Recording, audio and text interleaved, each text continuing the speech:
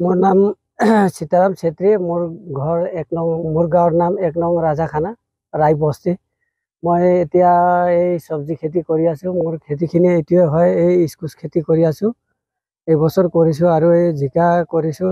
স্কুচটো প্ৰায় 3 বিঘামান হ'ব আৰু পাণ 500 জোপামান আছে আৰু জিকা 400-500 জোপামান আছে। জিকাও আছে 1 বিঘামান, বেছিকৈ হ'ব। আৰু ডাংবডি আছে, কেৰেলা আছে। আপুনি কেতিয়াবা খেতিৰ লগত জড়িত? খেতিটো আগৰ পৰাই মই প্ৰথমে খেতিটো অলপ অলপ কৰি তাৰ পৰাই শিকিছোঁ আৰু এইবছৰ এনেকৈ কৰি আছিলোঁ আগৰ পৰাই। অলপ অলপ কৰি আধা বিঘা 1 বিঘা কৰি আছিলোঁ। এইবছৰ অলপ বহলকৈ কৰিবলৈ মন গ'ল, সেইকাৰণে অলপ বহলকৈ কৰিলোঁ। বজাৰত আপুনি যেতিয়া বিকিব যায়, আপুনি ইয়াৰ দামবোৰ উচিত মূল্যত পায়নে আপুনি?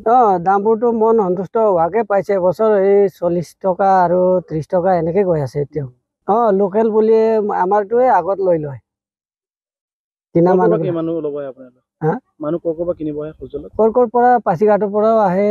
এই জোনাই বজাৰটো 15-16টামান দোকান তাতো দিওঁ ডেইলি মাৰ্কেটত। এই বছৰ 60,000 মান খৰচ কৰিছিলোঁ, 1.5 লাখ মান ওলালোঁ।